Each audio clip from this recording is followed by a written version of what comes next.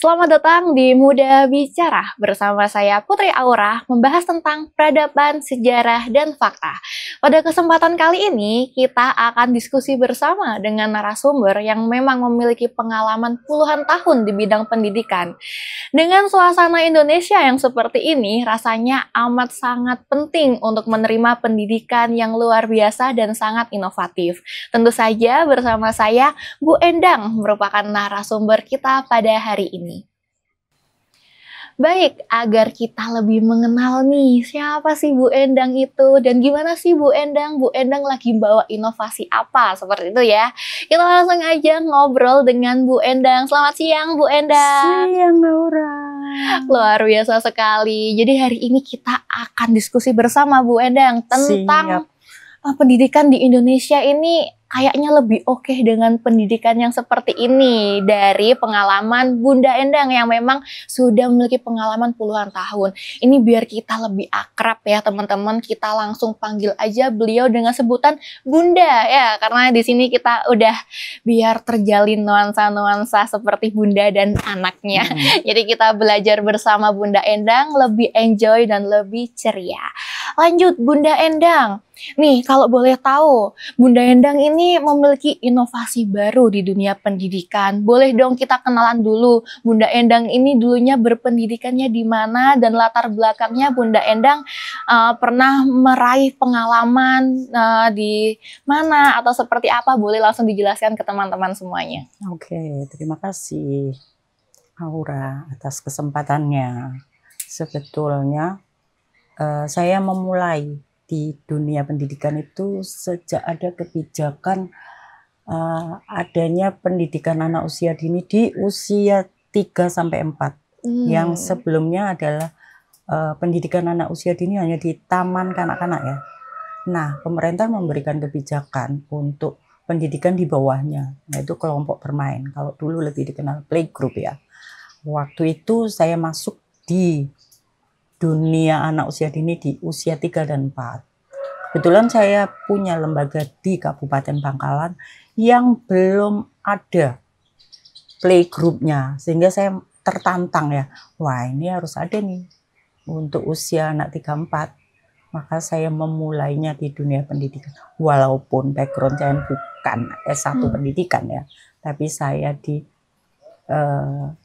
umum ya, di pertanian, tapi saya menapaki dunia pendidikan itu yang luar biasa, sehingga saya mampu menemukan formula yang sekarang ini jadi luar biasa untuk anak usia dini. Seperti itu informasinya. Waduh, ini keren sekali ya. Meskipun tidak relevan dengan latar belakang pendidikannya, tapi berhasil memunculkan inovasi yang tentunya ini akan sangat menguntungkan bagi banyak pihak dan juga pastinya akan membawa generasi-generasi bangsa ini menjadi generasi yang lebih maju seperti itu. Nih, Bunda, ini kan memiliki lembaga nih di Bangkalan ya. Apakah ada ketertarikan dengan satu metode yang memang Bunda anggap ini adalah metode yang paling oke, paling efektif atau paling wow di antara metode-metode yang lainnya, Bunda? Oke. Saya udah bergelut dengan semua informasi yang ada, yang itu belum pernah menghasilkan formula yang benar-benar anak didik ini jadi luar biasa ya. Jadi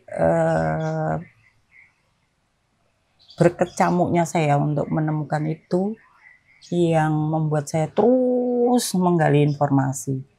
Dengan kebijakan yang ada pun saya belum menemukan itu, sehingga saya harus lebih gila lagi gimana nih supaya hasil dari anak didik ini jadi luar biasa dengan formula yang diberikan ya.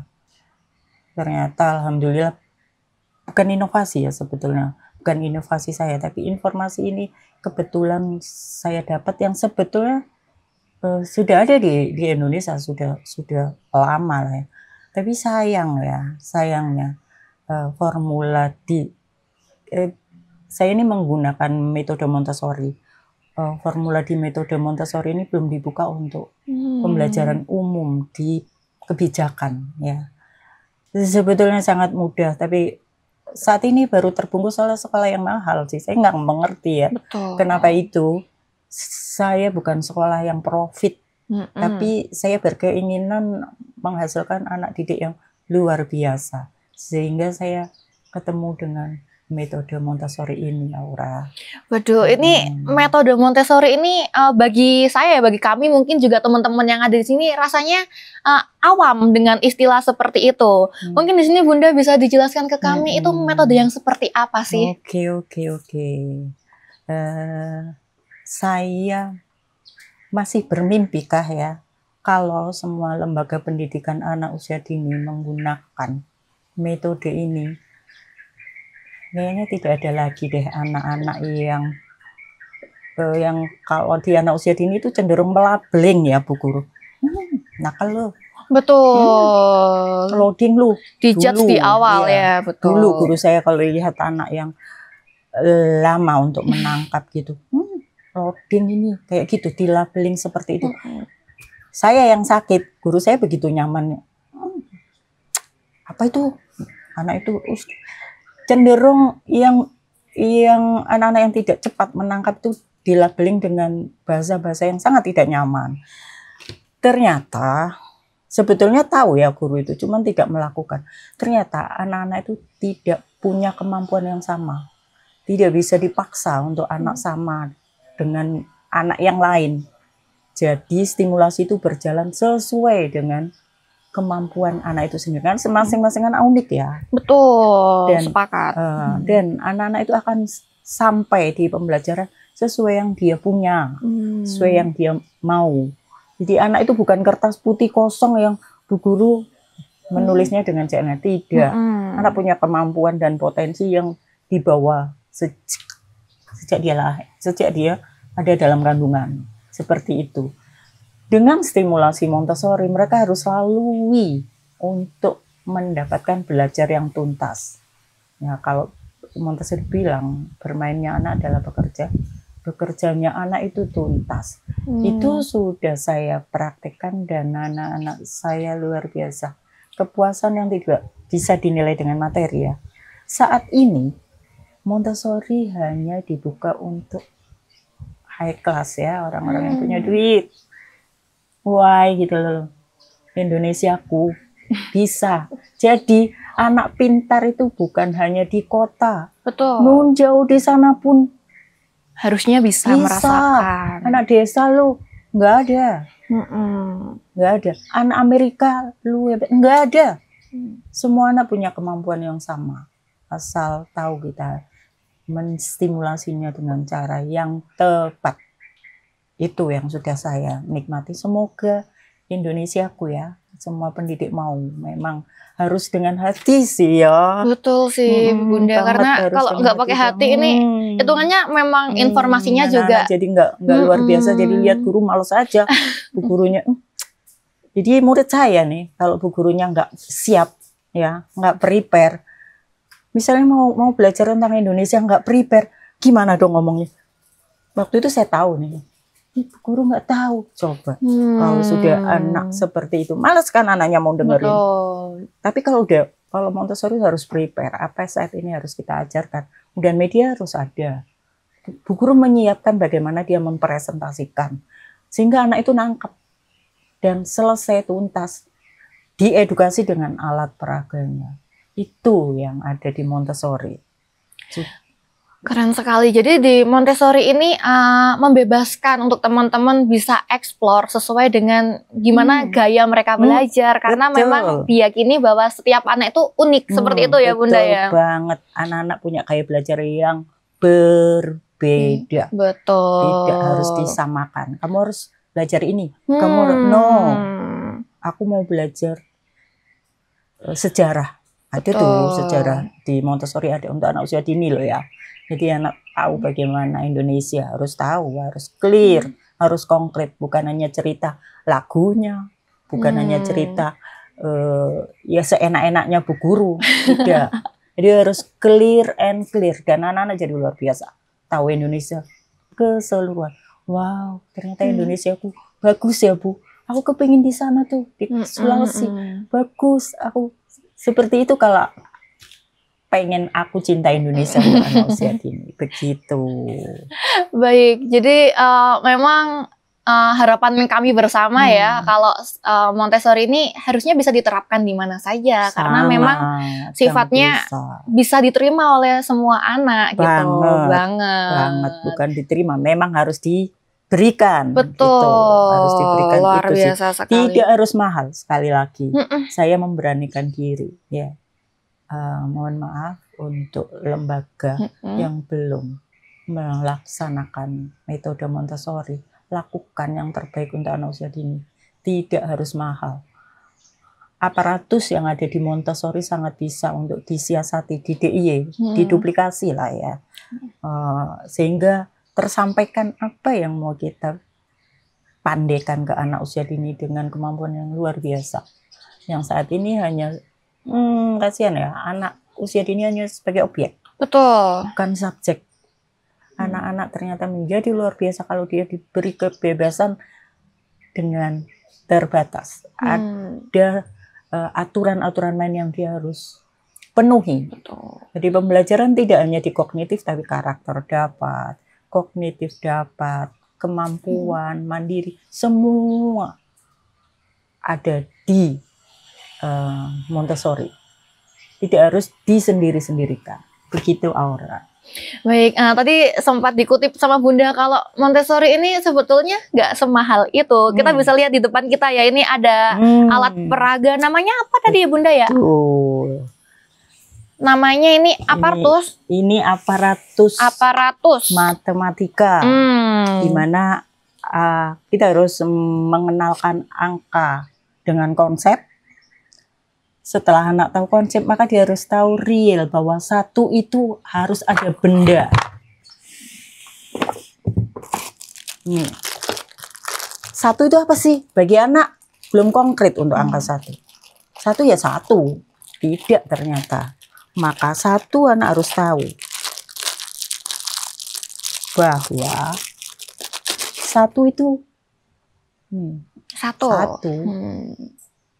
Konkret nggak kalau sudah seperti ini?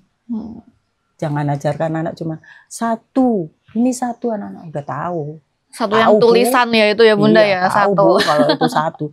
Jadi Montessori tidak pernah mengajarkan, bu guru dulu yang memberitahu. Ada yang tahu. Ada yang tahu ini apa? Satu. Oke. Satu. Setelah tahu konsep, maka satu itu apa? Nih, dipasangkan bendanya. Begitu dengan 11. Jadi tahapan stimulasi untuk matematika di Montessori, angka satuan dulu, baru belasan, baru puluhan sampai 99, baru ratusan sampai 999, baru ribuan sampai 9.999. Seperti itu silabus matematika di Montessori dengan alat peraganya. Ini baru alat peraga yang mengenalkan satuan. Nanti akan ada yang ribuan nih, 1000 dengan alat peraganya. Kebetulan tidak terbawa ya, ada alat peraga 1000 itu seperti apa? 1000 itu tumpukan dari ratusan, 10, 100, 200, seperti itu. Jadi dipahamkan sangat konkret mulai dari konsep. Real. Karena berpikirnya anak usia dini tidak abstrak ya. Betul. Sangat konkret. Hasil dari belajar konkret include di dalamnya dia akan berpikir abstrak. Itu. Ini matematika. Masih ada lagi area-area yang lain. Kalau ini yang terpenting nih. Ini adalah alat aparatus di PL kata Montessori, practical life ya. Jadi anak usia 3-4 ya di kelompok bermain itu dia butuh pembelajaran stimulasi sensori. Paling suka anak-anak belajar di practical life. Practical life itu belajar dengan benda konkret. Jadi anak tahu, oh ini adalah alat peraga apa ini untuk mengobeng, membuka seperti itu ya. Ada lagi menuang, menyendok. Jadi anak usia 3-4 tahun kalau dia menuang tidak tumpah karena itu ada belajar distimulasi.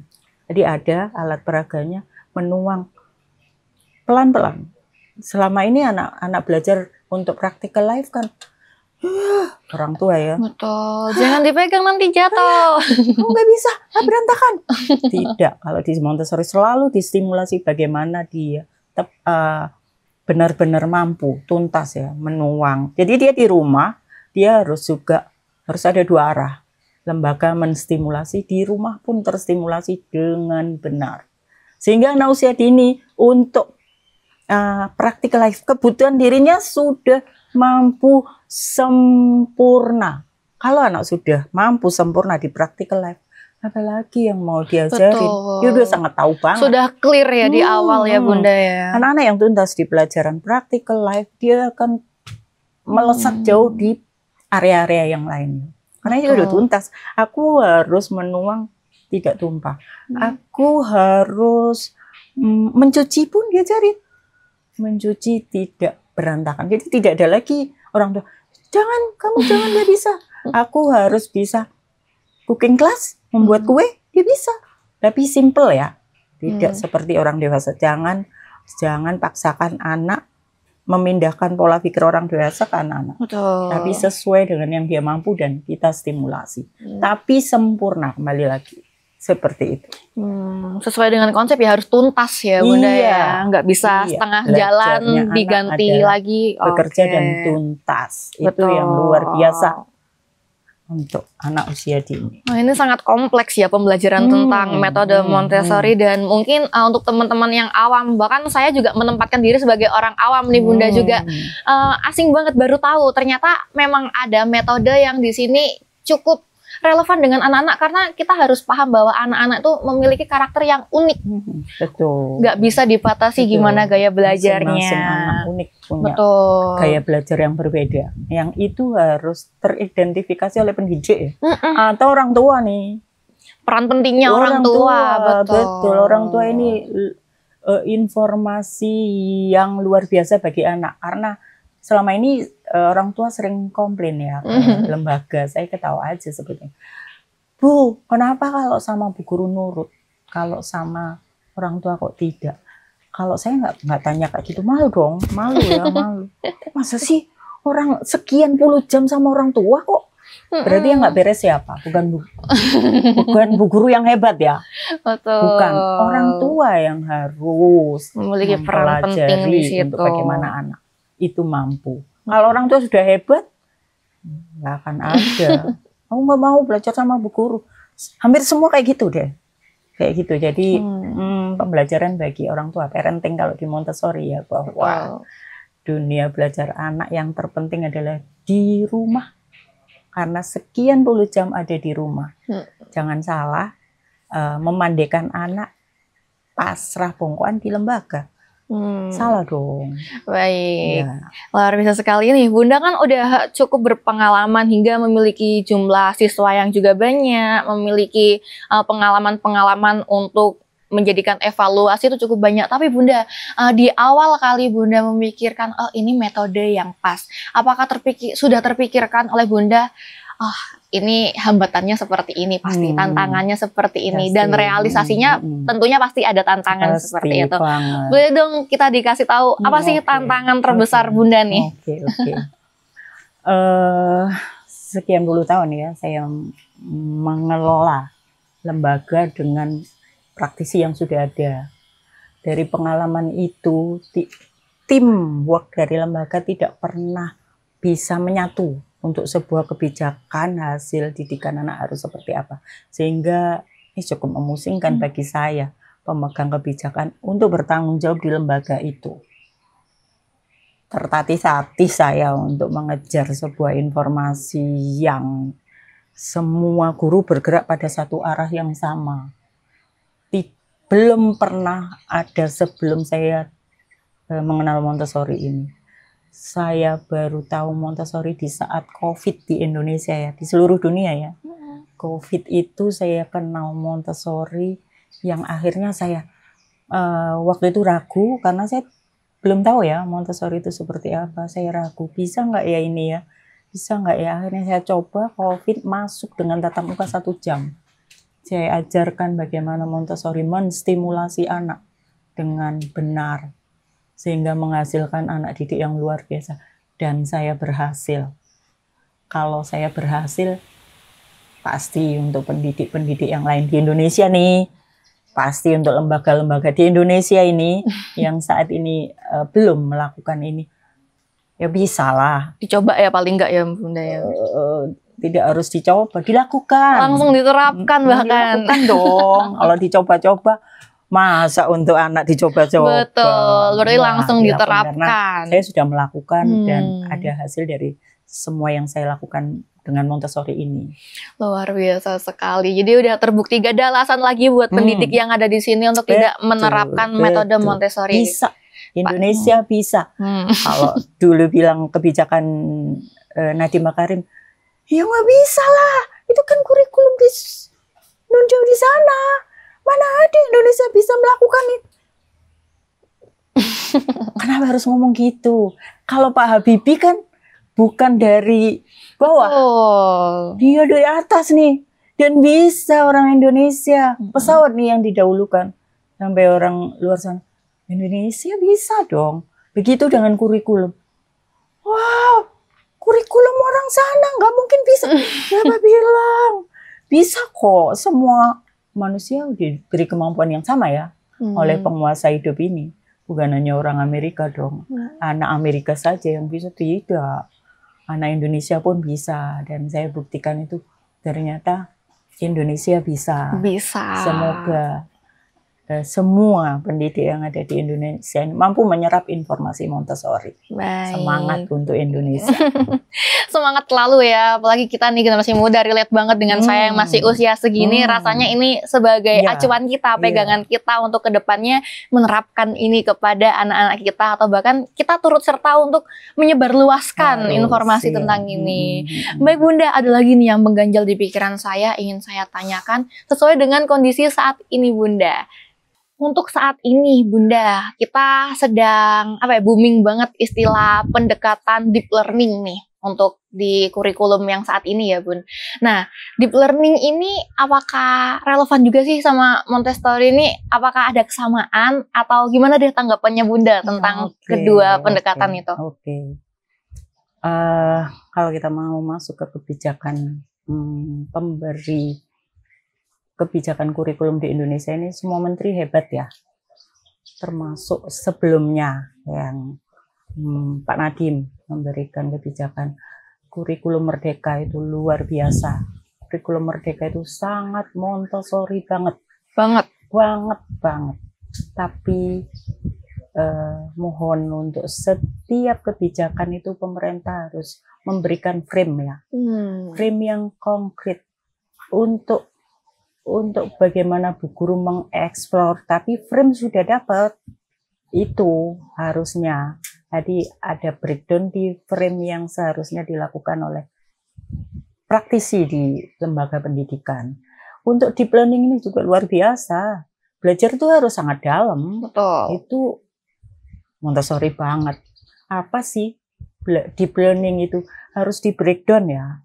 Mohon selalu pemegang kebijakan di bangsa ini, Indonesiaku yang luar biasa, penduduknya begitu banyak dan nggak ada orang yang nggak bisa deh ya untuk bangsa ini.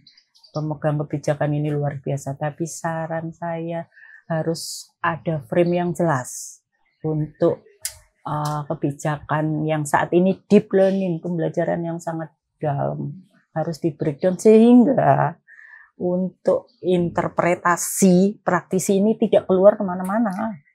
Jadi tetap di frame tapi di explore yang luar biasa. Praktisi di Indonesia ini paling kreatif. Tapi sayang frame-nya yang belum jelas.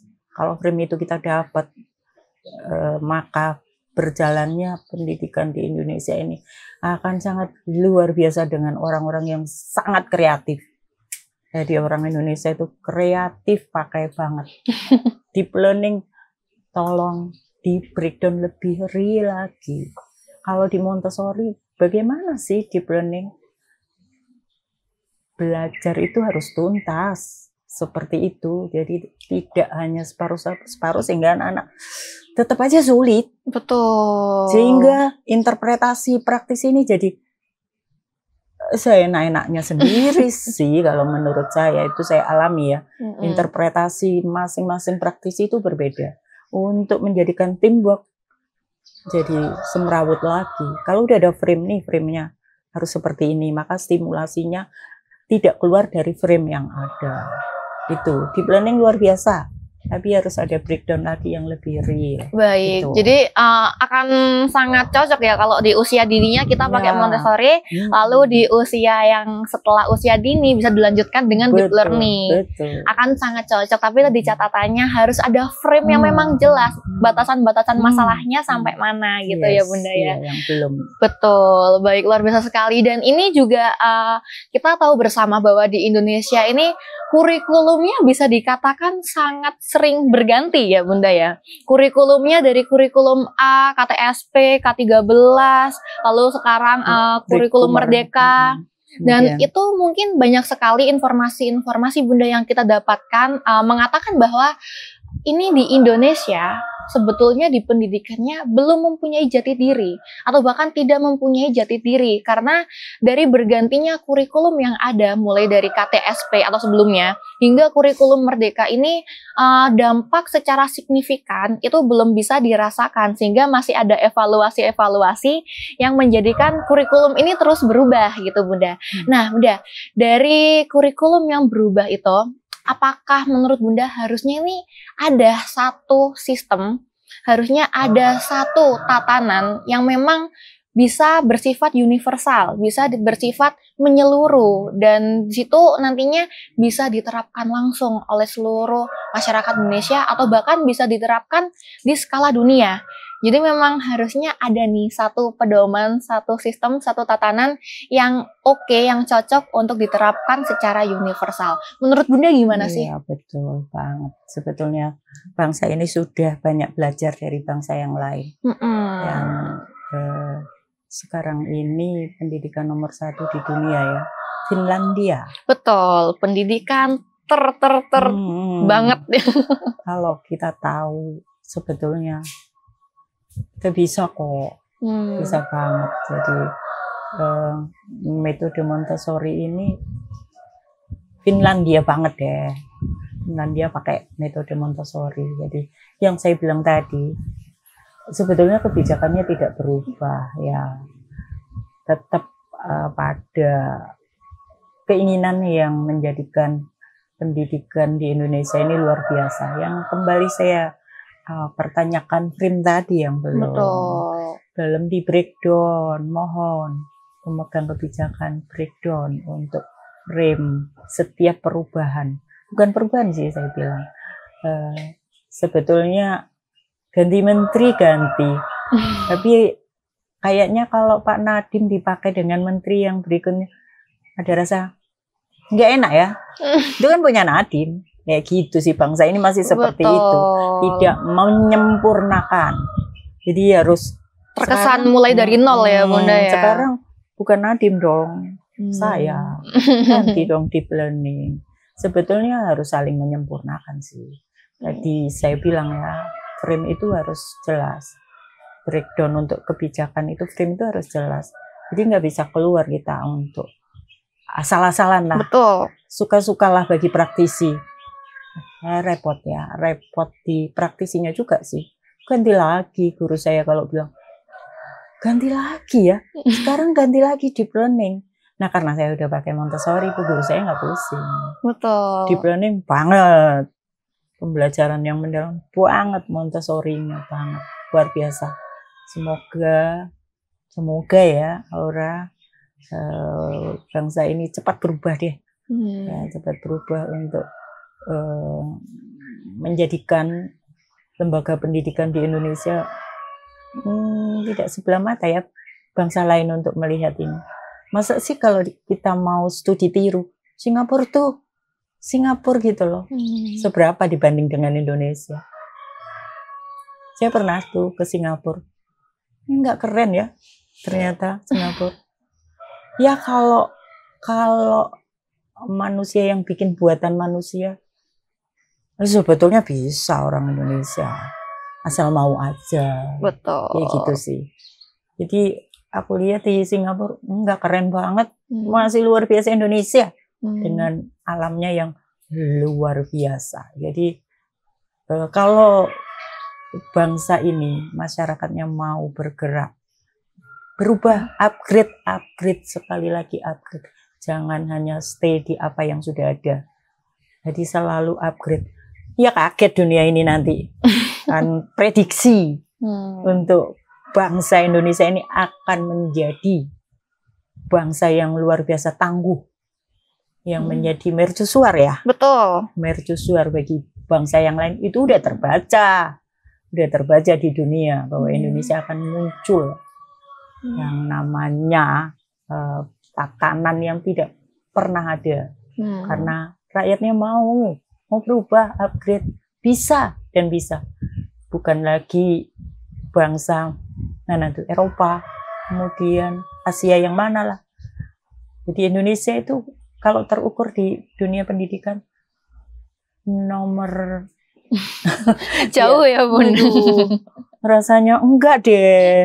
Bangsa ini bisa kok, bisa, dan saya bisa loh, saya bisa. Jadi emang baru beberapa gelintir, tapi saya tetap berusaha bagi teman-teman yang lain untuk melakukan yang terbaik untuk anak didik ya, hasilnya. Dan bisa dibuktikan sangat-sangat real. Nggak ada lagi yang namanya gambling. Ya asal aja udah gini aja, jangan hari gini masih berpikir ya begini aja lah, enggak. Oke, saatnya upgrade. Begitu, ya. Bangsa ini akan tangguh luar biasa dan bisa, bukan hal yang sulit. Baik, sejalan dengan pernyataannya Bunda nih, tadi dikatakan bahwa kita itu sebetulnya mau, cuma memang sistemnya ini ayo dong coba di breakdown, coba diperjelas lagi. Tentunya harus ada satu sistem yang memang bisa untuk mewadahi, memfasilitasi kita semua yang kita ini mau loh untuk berubah. Kita ini mau untuk upgrade, tapi kembali lagi harus ada satu sistem yang memang di sini adalah sistem yang sifatnya universal dan benar. Maksudnya bisa diterapkan di mana saja dan tentunya membawa Indonesia ini menjadi bangsa yang setara dengan bangsa-bangsa seperti Eropa atau manapun itu. Kalau bisa kita ini harusnya setara gitu ya Bunda ya. Dan juga tadi juga disampaikan oleh Bunda bahwa rakyat Indonesia ini mau itu pakai banget. Cuman itu tadi kurangnya penjelasan secara spesifik atau frame yang ditekankan di dunia pendidikan, sehingga kita sendiri di sini juga merasakan mungkin bisa dibilang bingung ya Bunda ya. Betul banget. Bisa dibilang bingung. Jadi kita bisa mulai untuk membuka diri karena sesimpel kalau pemikirannya anak muda nih Bunda, kita lihat alam semesta ini sebetulnya udah ilmu. Kita lihat tatanan yang ada di alam semesta ini bisa diterapkan di tatanan manusia. Karena sifatnya kita manusia ini terfasilitasi dengan adanya alam semesta. Gak ada ceritanya bangsa ini bangsa yang tertinggal, bangsa ini fasilitasnya gak merata, karena semua ilmu adanya di alam semesta. Dan alam ini tentunya memfasilitasi kita untuk tetap upgrade dan belajar. Tinggal bagaimana manusianya, gimana ya tadi, manusianya ngasih frame-nya gimana, belajarnya bener apa enggak, dan tadi ketika membuahkan hasil, let's go, kita bagikan ke orang-orang lain. Ini loh yang benar, ini loh yang pas, seperti itu. Luar biasa sekali pemahaman kita tentang dunia pendidikan hari ini, rasanya sangat terbuka banget ya Bunda ya. Harus karena saya sendiri juga sebagai orang awam akhirnya tahu bahwa pendidikan di Indonesia sekarang seperti ini, dan langkah selanjutnya dari kita harusnya seperti ini. Harus berani ya. Betul. Harus berani upgrade deh. Luar biasa sekali. Saat ini yang saya lakukan adalah bagaimana memberi informasi ke teman-teman nih, yang lain, lembaga yang lain. Saya buktikan dan saya transfer informasinya, ternyata iya ya, bisa ya. Dan ada beberapa teman yang mau. Semoga yang lain juga tidak sulit ya untuk menerima ini. Ada 1, 2, 3 lembaga yang udah mereka mau karena saya transfer informasi, dan saya terus ayo teman-teman yang mau, walaupun banyak tantangan. Gak bisa, itu lebih banyak yang bilang gak bisa, jangan dong. Karena sudah ada bukti. Itu yang saat ini saya lakukan. Terus bergerak untuk lebih baik bagi bangsa ini. Gitu Aura. Luar biasa, ini udah dapat pesan dari Bunda ya, semangat dari Bunda untuk kita semua, terutama generasi muda ya Bunda ya, apalagi usia-usia sesaya ini sangat harus produktif, jalannya berubah untuk bangsa ini. Ayo, yang bisa. muda-muda harus bergerak, jangan hanya menunggu ya, Betul. menunggu sebuah perubahan. Tidak bagi bangsa ini kan udah terkenal ya, pelaut yang handal. Betul. Nenek moyang kita loh. Dan semuanya sudah bisa kita lihat di apa yang udah Tuhan ciptakan untuk kita. Sudah terjadi di nenek moyang kita. Semuanya bukan ecek-ecek loh. Betul. Tinggal gimana kitanya aja nih ya, untuk mau maju. Anda sebagai generasi muda melihat bangsa ini tidak bergerak sangat-sangat menyakitkan sih. Betul. Bagi kita ya yang mau untuk bangsa ini luar biasa. Yang saya bilang udah terbaca loh. Bangsa kita akan muncul sebagai bangsa yang tangguh. Bangsa yang menjadi tangguh. mercusuar dunia. Pasti ya Bunda ya. Harus di breakdown ya. Bisa ya Aura? Bisa. Breakdown nih untuk semuanya. Aman, siap Bunda. Oke. Baik, terima kasih banyak. Udah banyak sekali ilmu yang kita dapatkan dari diskusi hari ini. Tentunya teman-teman, semangat dari Bunda ini diingat-ingat. Indonesia akan menjadi mercusuar dunia. Bagaimana kita untuk melihat alam semesta, bagaimana kita mau melihat nenek moyang sebelum kita, dan bagaimana kita berani melangkah lebih maju, melangkah lebih gesit lagi. Pasti bisa. Baik, terima kasih banyak Bunda Endang sudah membawa kita jalan-jalan ke Finlandia, ke Eropa. Kita sudah jalan-jalan sangat jauh ya hari ini. Terima kasih banyak. Dan ini adalah sebuah pengetahuan bagi kita, dan kita juga harus tahu bahwa pendidikan ini adalah yang menjembatani kita untuk menjadi generasi yang sangat emas, untuk menghapus kesenjangan dan juga menjadikan bangsa ini bangsa yang merata. Tidak ada bangsa A, bangsa B, atau bangsa yang lebih unggul, tidak unggul. Kita semua bisa untuk menyetarakan itu semua. Hanya dengan dunia pendidikan ya. Betul, dunia pendidikan, karena memang sangat sepenting itu pendidikan di dunia ini. Urgent banget. Dan ini semua mari kita bersama-sama untuk berkomitmen dan belajar. Mari kita bersama-sama untuk melihat seluas ini alam semesta untuk kita belajar. Tentunya Tuhan tidak memberikan kita kosongan ya. Kita dapat alam semesta yang lengkap. Ada kitab-kitab Tuhan yang memang kita bisa baca. Ada juga tenaga ahli seperti Bunda yang memang siap untuk sharing ilmunya. Dan tentunya di sini kami senantiasa membuka pintu untuk teman-teman semua diskusi bersama Muda Bicara. Dan inilah akhir dari pertemuan kita bersama Bunda Endang. Terima kasih banyak Bunda. Berlanjut nanti ya, yang lebih clear. Betul. Di area Montessori yang luar biasa. Betul sekali. Dan sangat tidak menarik. usah ragu untuk komunikasi langsung dengan Bunda. Bisa langsung aja kita kontak, kita bisa ajak diskusi bersama. Sekali lagi terima kasih banyak atas kesempatan yang udah diberikan. Dan juga teman-teman, semangat selalu, sehat selalu, dan bahagia, karena kita generasi muda punya tanggung jawab yang besar untuk melanjutkan estafet bangsa dan negara yang besar ini. Semangat untuk generasi muda. Semangat untuk generasi muda. Terutama ada tuntutan yang luar biasa. Baik. Jangan cuma jadi generasi stroberi ya.